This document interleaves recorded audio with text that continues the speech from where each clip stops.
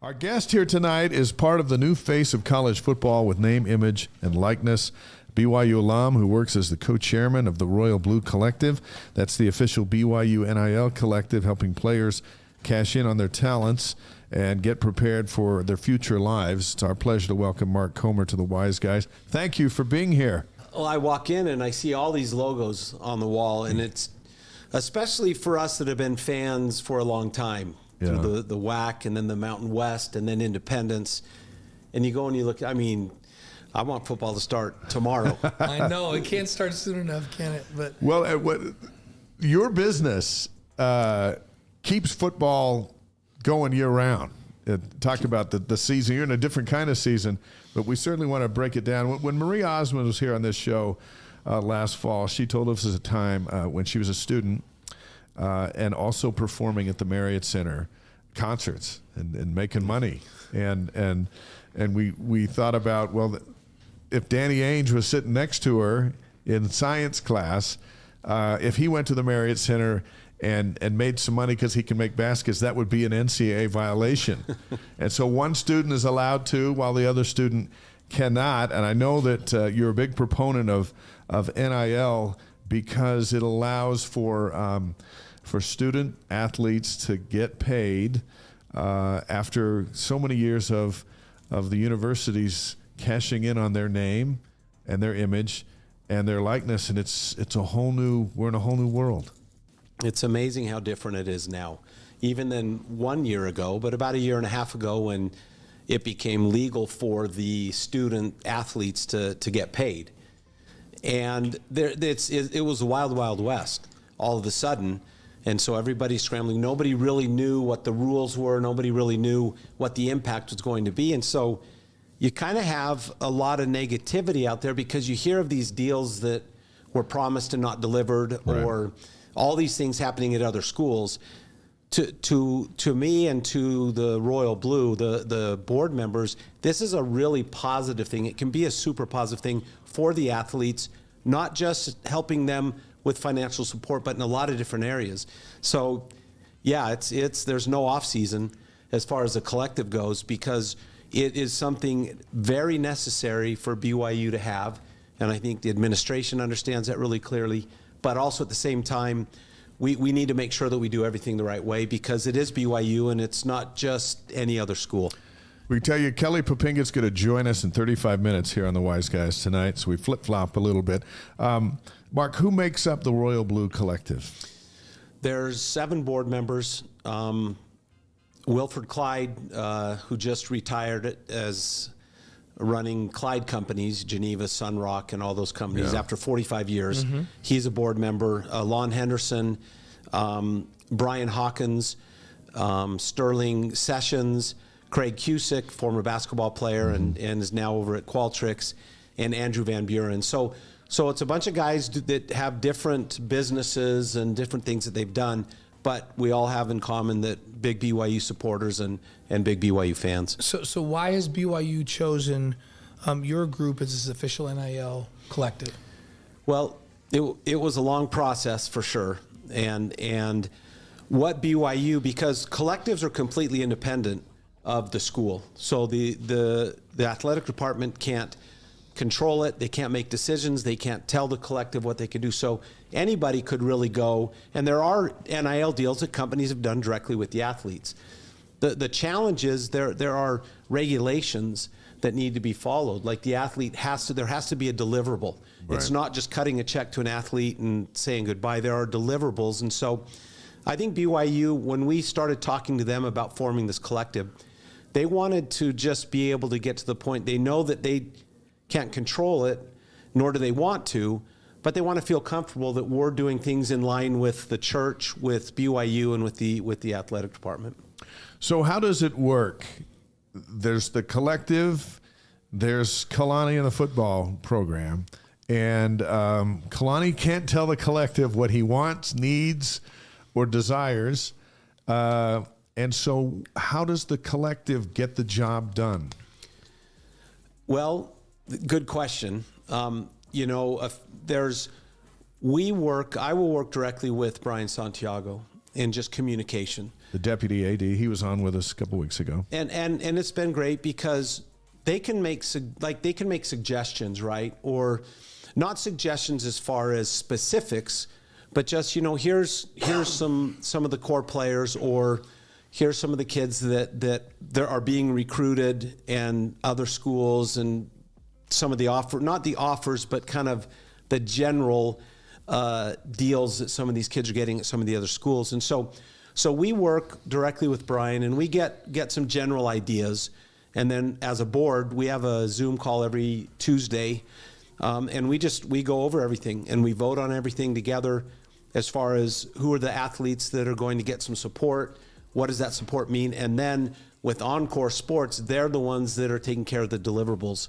So we're making sure that we're completely in line with the NCAA compliance, and we're not doing anything that's going to get anyone in trouble. It's interesting you say the university then they can share information with you, saying, hey, listen, we're recruiting this athlete. You get a list of who they're recruiting, who they're trying to land, kids in transfer portal that they're interested in, the kinds of deals they have. So you do have that information. So how does a thing happen like we just were all reading about this last week, where a kid says, oh yeah, I just had this $600,000 offer from a collective at a university. I don't know if we should name it, but at a university, and the kid says, I'm not even getting recruited by that university. It was the University of Utah. We can say that because the kid said it. Yeah, the kid said, I'm not getting recruited by the University of Utah. And he signed with Tennessee. Uh-huh. And it's just like, how do you get to the point where a kid's making a claim that a collective that's somewhat affiliated with a university is making him a deal at a university that's not even recruiting him, or he's not even thinking about, and he ends up signing with Tennessee? How does that miscommunication happen? Well, kind of what happened when the NCAA decided that they weren't going to pay the athletes for a long time, and they wanted to go to court and let the court decide, thinking that they'd rule in their favor, and they didn't.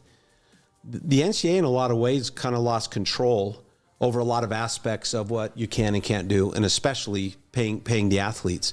So they put out guidelines every once in a while, but it's like, Dave, you were saying, with Marie Osmond and Danny Ainge, there's influencers that go to BYU right now that are maybe making $10,000 or $20,000 or $50,000 a month as a student, and the NCAA can't say, well, the football player sitting right next to her, no, you can't.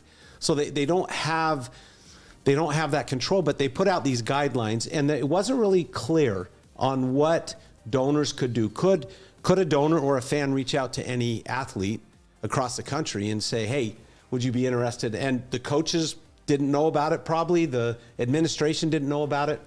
So in October, and then again recently, they kind of came out and said, look, you can't, it's kind of the school's responsibility if a donor reaches out to a player that's not in the transfer portal, that maybe is not even being recruited or is offering them money, the school is going to have to answer for that. The NCAA will actually go back to the school. So things are getting a little clearer now, and it really was the wild, wild west. And not a lot of, it's uncharted territory for everybody. But I think that it's now at least everybody kind of has an idea of what you can and what you can't do. I'm glad to hear that, because we were hearing stories a few months ago that the kids that had no intention to transfer and were not in the transfer portal were getting contacted by NIL collectives from other schools, and they're saying to them, hey, if you're not thinking about transferring, you should get in the transfer portal because we've got a deal for you here. Right. Come down here and leave your school. And now the kid who was not ever even thinking about transferring. Now he's thinking about it. Now he's in the transfer portal. And that's, as far as the NCAA is concerned, that to me is blatant poaching, because the kid's under an agreement with that university. To me, once he's in the transfer portal, hey, he's open game, right? He's open to be recruited by other universities, but until he's in that portal, you can't go edge him or push him to get in the portal with a promise of something. And has that been made clear now then? Yeah, that's clear, but it's also kind of hard to control. Let's say there's millions of BYU fans, and how many of them are on Instagram, and how easy is it for a 5-second little DM to this player? And so I think making the school responsible for that, or at least having to answer to that, I think that's going to really kind of help quell that. But it's kind of a hard thing to control. Yeah, for sure. Mark Comer is the co-chairman of the Royal Blue Collective. for BYU athletes. We're thrilled to have him on the Wise Guys. We're live on Facebook, YouTube, Twitch, and ysguys.com with the podcast up tomorrow morning, diving into the name, image, and likeness transformation of college sports. Does BYU have any say on how much you can pay an athlete? No. They can't tell you that, hey, No. this is a sweet gig over here, and this guy's offering what you, that conversation can't happen. No. But they can tell you, this kid's in the transfer portal, and we've heard that Texas A&M has offered him a $50,000 a month deal. They can give you that information, right? Right. We can get general information from them, and with Encore, it's really helpful because they manage other collectives and they're in that world. Oh, good. So they hear all that, and so we understand from Encore, hey, this kid has been offered this much from Texas A&M or whoever the school is, and that allows us to, there's been some interesting situations already, and talking about controlling players getting contacted when they aren't even in the transfer portal, it's happening a lot. Sure. And so what we want to do is when we hear about that, we can go and sit down with the player and we can say, look, here's what, because they're already here, they're at BYU, here's what we can do for you. We're not going to go out and try to compete with Alabama and Oregon and Texas and all this huge money that's being thrown around, but there's so many other benefits in addition to some financial support that we want to set these athletes up long beyond the time that they're at BYU and give them some other career options when they're done and really tap them into the network. BYU Nation is one of the most unique fan bases in the country, right, with some really successful businessmen and businesswomen that love BYU. And so those are things that we want to kind of throw in there to help them see the big picture of, yeah, the financial support, and maybe you're going to go get more at another school, but this is something that we're going to help you set up for a lifetime. You're going to get mentoring. You're going to learn skills. You're going to learn how to manage your money. Pay taxes. You're going to have a network of people. It's interesting, Mark. So my son-in-law is Dallas Lloyd. Dallas was a top player in the state of Utah coming out of high school a few years back. He signed with Stanford. The reason he signed with Stanford was he went to his recruiting visit. Jim Harbaugh says, just a minute, I got somebody who needs you to meet. He walks out in the hall. He grabs Condoleezza Rice. Condi comes in. She sits down with him, and Dallas and his dad and mom are going, Secretary of State Condoleezza Rice is here. She's the dean there now. And she says, hey, I hear you have offers from Washington, UCLA, and USC, and BYU, and Utah.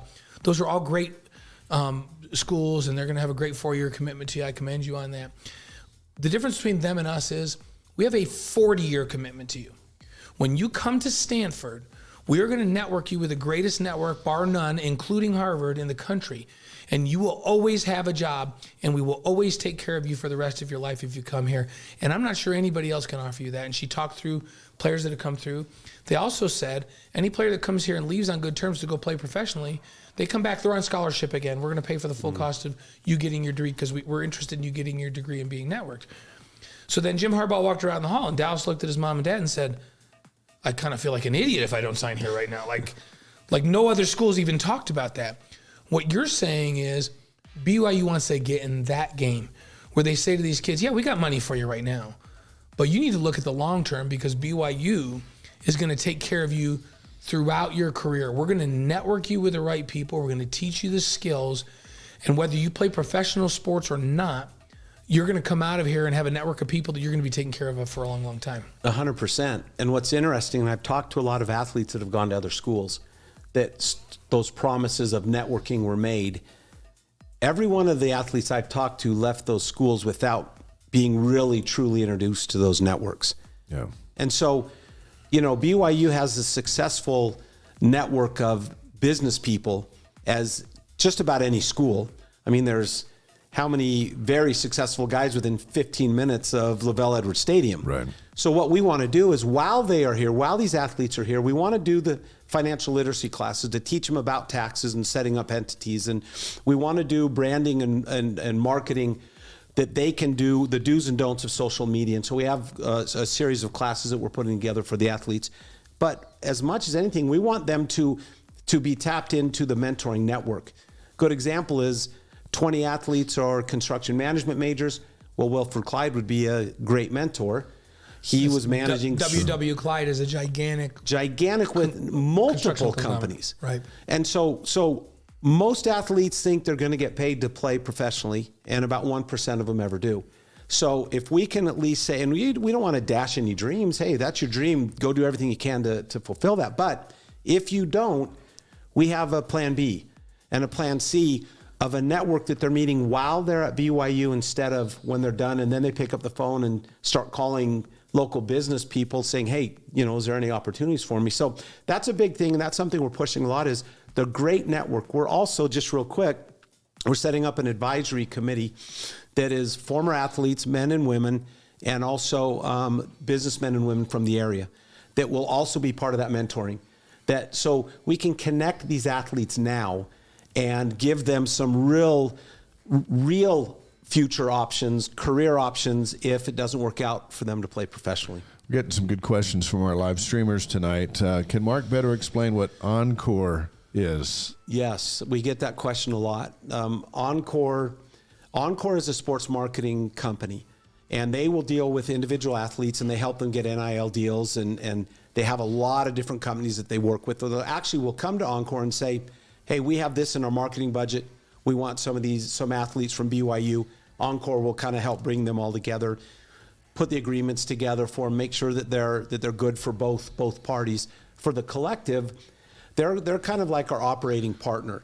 So when we're raising money and we're going to do something for the basketball program, we'll work with Encore to find what those deliverables are going to be for these basketball players. What they have to do to get the money. And Open Doors is the platform that all these athletes get paid on.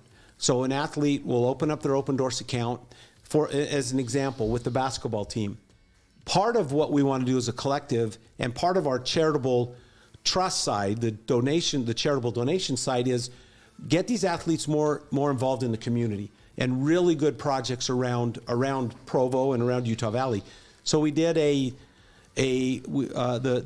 BYU, the basketball players came in and they made 150 lunches for the road home.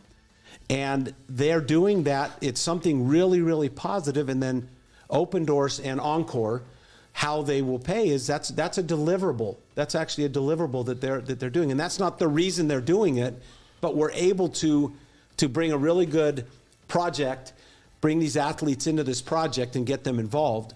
And then when they complete their deliverable, they upload it onto their Open Doors. So they take a picture of them at the event. Take a picture of them at the event. Upload it. Yep. And then they get paid. It's publicity. And then they get paid. And so these athletes, they may have a contract that Encore helps you put together or helps put together with you that says, hey, listen, this is how much you're going to get paid a month, but this is what you need to do monthly.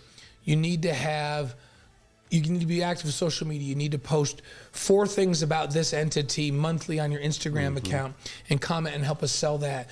You need to make these public appearances and tout this. You need to do these things charitably. And so there's this list of things. And as they do these things, they're held accountable for those things. Then they can tap into the money that's put aside for those things that they have that are considered deliverables. Exactly. That's how that works. So there's no free money. There's no free money, and there's actually 2 ways that people can donate to the Royal Blue.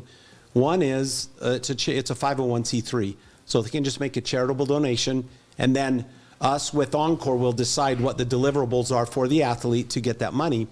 Or companies that they might want to tap into a few of the athletes and have them on a commercial, have them post, like you mentioned, social media, and that's a marketing expense for that company. So that donation is treated differently than just the charitable donation. Well, we hear about influencers on social media. We know people that have millions of followers on Instagram, and companies come to them and say, listen, I just need 1 post a week from you, wearing our shoes, and we're going to give you $100,000 a year. So if that's fair game for them, why should it not be for an athlete who's already in the public eye? 100%. And getting back to Encore to answer that question, our board meetings that we have every week, they organize everything. They're taking the notes. They're helping, because all of the board members, we all have other lives, and we all have other jobs, and we all have things that we're doing. So they've been really key in really bringing the organization together and the follow-up on all the things that we've been working on. Is Encore Sports Marketing based in Utah? Yes. Because it's a BYU grad that's the president of Encore Sports. That's Russell White, right? Yeah. And But they work with universities all over the country, right? Yeah, right now they manage Arizona State, Louisville, and I think a couple of others, which has been good for us as well, because when we're thinking about doing things, some of the experiences that they've had with the other collectives is really useful. So a couple of quick questions, and we're visiting with Mark Comer, the co-chair of the Royal Blue, officially endorsed NIL collective at BYU. You get your financing from donors and your board. That's where the money comes from. Mm-hmm. That's what's used to pay BYU's NIL situation. How do you decide how much a player is worth? That is the $1 million question. That is, and what's interesting or a is... $200,000 question. Yeah, it kind of depends on the question's player. not a deliverable. Question's not a deliverable. You're not getting paid anything, Dave. A lot of the things that we've been hearing other schools are doing just aren't happening. And we're finally having enough history and data to kind of expose the ugliness of the NIL deals.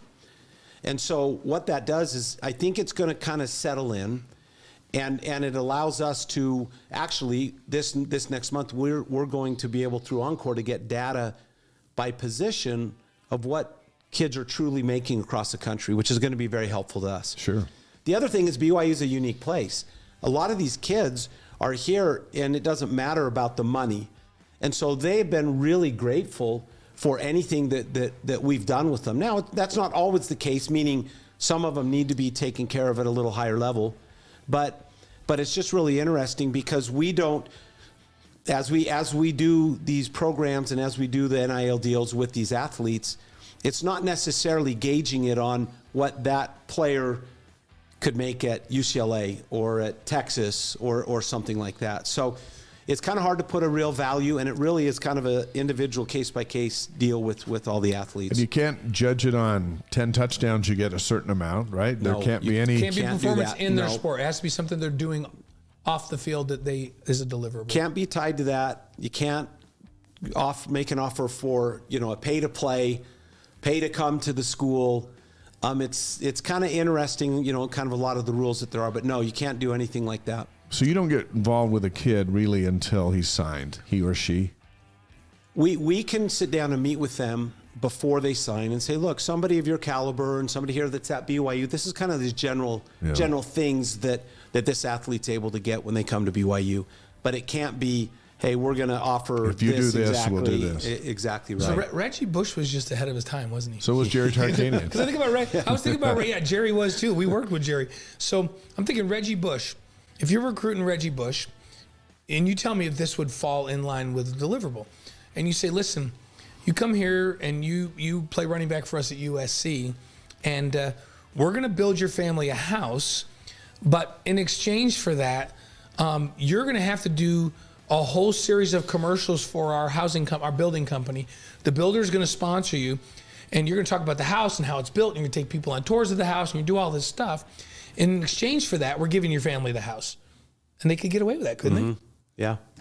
Yeah. Yeah, Reggie was just ahead of his time. You don't get the Heisman as part of the deal. You have to earn the Heisman. You don't you say can't you get the house. You get a $100,000 bonus for winning the Heisman, but no. But you would have to somehow be marketing that house and working for that building company, and then they could give you a house. Well, what's really interesting is, a lot of people think, well, these kids are on scholarship and that's huge value and they don't need to get extra money. But these kids can't work. Outside of their school hours, they're practicing and they're working really hard to get better at their sport. Yeah. And so when the end, that's why I said it's a positive thing. I remember Tom Homo years ago talking about Kemba Walker after they won the national championship at UConn, and they're interviewing him and the confetti's all flying all around, and his comment was, yeah, but something needs to be done because we go to bed hungry most nights. They were there bringing in billions of dollars for the NCAA and for the schools. CBS, everybody. And they were going to bed hungry. Well, and the thing that was happening, and I've witnessed this personally, even at BYU, you have kids that come from a disadvantaged home, okay? And they come up here and people say, wait a minute, they have their school paid for, they have all their books and all of their fees paid for, and then they give them $1,100 a month living allowance, and they can rent an apartment for $600. And what they don't realize is that they were working every day of their life back home. So they're taking the extra money and they were sending it home to their family so their family could pay rent because they no longer were home with a job supporting their family at home. This was a wage earner at home that went to play college football. Right. And people are like, well, that's ridiculous. That's plenty of money. You're not thinking about where some of these kids came from. Yeah. And I love that they can be helped. I hate the craziness of it. I wish there were more guidelines around it, but I love that should never happen again. A kid should never be a wage earner that worked since the time he was 12, leaving his house in the projects in LA, and for him to come is a huge sacrifice for his family who can't eat because he's not down there working with them. And along that same line, they come up to BYU. We don't want them, when they graduate, to not have options. Right. We want them to have some really good options that's really going to impact their family hopefully for the next 40 years. Now, we've jumped around on a lot of hot topics with NIL, so let's simplify it for a moment. And again, Kelly Papinga is going to join us in just a little bit as we continue with Mark Comer on the Wise Guys and the Royal Blue Collective. But let's simplify to Keaton Slovis. You know, all Cougar fans are aware of Keaton Slovis is here to play quarterback. He signed with BYU just before Christmas, preparing for his final year of eligibility at quarterback. Met with Kalani, committed to the program. When did the Royal Blue Collective get involved with Keaton at that point? Not until after he was at BYU. Okay, and so then you meet with him and you determine a dollar value for his name, image, and license. Saw a report where Jaron Hall was around $300,000 for his NIL. Any limit to the amount that Keaton or any of his Cougars could make in an NIL? No, and that's actually interesting. He's a great kid. Yeah. And you know, he really saw BYU as a place where he could perfect his trade and hopefully is a stepping stone to the NFL. And so it wasn't like he came in and said, I need to get this. He was already committed. And you have kids that do that. Absolutely. Yeah. Absolutely. And so it is really interesting because there's a small percentage that the money is really, really important for a lot of different reasons. But most of them, that's not even the most important thing. Right. And I know that Kalani's feeling on all of this is he's excited for these kids to have these opportunities and have money. But Kalani is not excited about the kid that comes in and starts leveraging two schools against one another to say, well, I'm not sure if I want to come here because Texas A&M is going to give me $100,000 more. Can you match the $100,000? Yeah. Because Kalani's feeling is, and I agree with him on this, if the kids are just about leveraging back and forth, it's about next year who has a better NIL deal. Right. And next year who has a better NIL deal. He wants them to be committed to the program and like, this is where I want to be. I have these issues to have my family taken care of. I want to make a fair compensation. Can you guys take care of me? Then Kalani's like, yeah, let's put the wheels in motion and take care of this guy. Being leveraged is not what he is, and it's the wrong kind of player for BYU to bring in if that's what they're doing anyhow. That's what I was going to say. Is I've talked to a few of the coaches, and they've said, look, if that's their most important thing, this isn't the right program for them. It should almost be seen as an added bonus or icing on the cake for coming to BYU and wanting to be here. Because like you said, the next year, I mean, a year ago, December, kind of the first time the transfer portals, there was that day, there was about 200 kids that entered the transfer portal. This last December, first day, there was over 700 kids.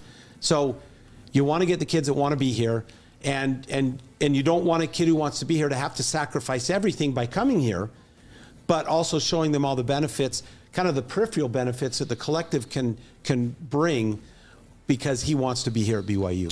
And BYU, BYU Sports Ethics says, Blaine, I disagree with you. This is America. If BYU can't meet the money, they don't get the player. And I think BYU Sports Ethics misunderstanding what I'm saying. Right. I'm not saying that BYU. I'm saying that kid comes in and BYU says, well, we can do 400, and then he goes and says at Texas A&M, hey, BYU said they can do 400. Can you do 500? And then Texas A&M says, yeah, we can do 500. He comes back to BYU and says, hey, can you guys do 600? And it's like, no, that's not how it works.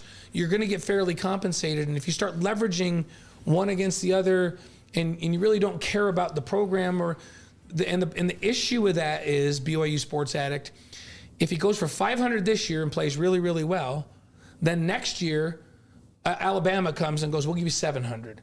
And then he goes to Alabama the next year because he can transfer without penalty, and Alabama pays him $700. And then the next year, he has a redshirt year. He goes for $900 to Florida. That's a mess for college football. It's a mess, but I think his point is it's American. He can do what he wants. He can do what he wants, and BYU can do what they want as well. And BYU doesn't want that kid, Right. And that's fine. And what was happening was there were some athletes that were actually misrepresented of what they were being told, and trying to use that as leverage between schools. Yeah. We're going to go compete. We want to get the top athletes for sure.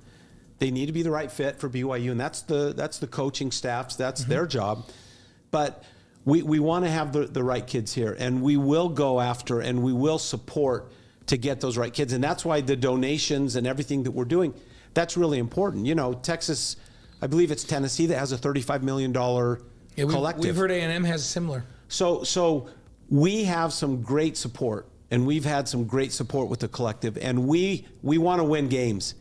We want to win games the right way with the right kids. And it's not to say that there might be a kid that said, you know, maybe his asking price is $400,000. Well, if he checks all the boxes and he's a good fit, hey, that's our job to go figure out how to make that happen. Yeah. But we do want to you don't want it to be a year to year.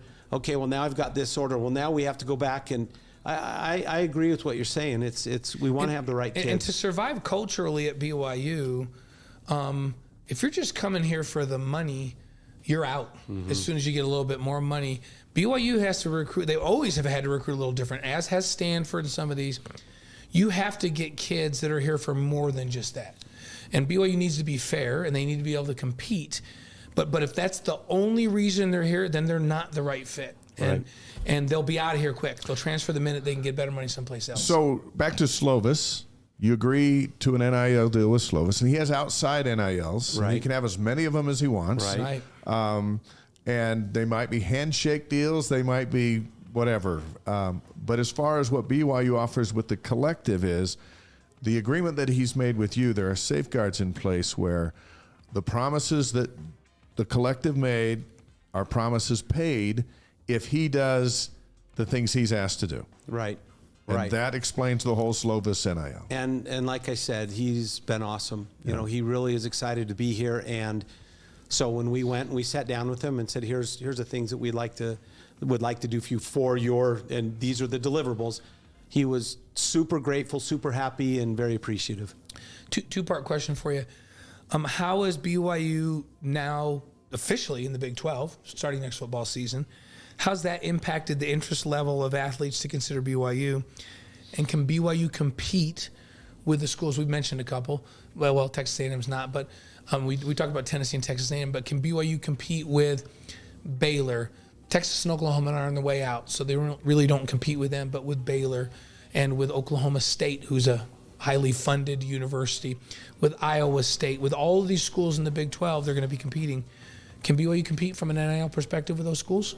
Yeah, absolutely. And one thing, we're already seeing athletes that have transferred to BYU or have committed to BYU because of the Big 12, right? And the fact that they're going to go play in Texas a lot, and they're going to go play these big time schools. We can compete because we have a great fan base, national, international. We've had a lot of people that reach out to us and say, hey, I want to support this. How can I get involved? I think absolutely the collective can compete with the other collectives, the other schools, to make sure that the athletes that want to come to BYU, that maybe have some other options that BYU wants, that we can work something out to get them here. And deals outside of the collective are risky. Hope it works for you. There wasn't much recourse for the athletes when a deal didn't work out. Yeah. And that's one thing that Encore has been also really good is making sure that it's not just a handshake or a wink wink. It's look, this is what we're going to do, is the collective's going to do. These are the things that you need to do as your deliverables. And the thing is, the NCAA, like, they can't put a collective on probation. I guess they could say, hey, we recommend that nobody works with this collective any longer. But I think what you can do is you expose those collectives that have not delivered on promises. You expose the universities. If you want it to come into line and be fair, then some of these crazy stories we're hearing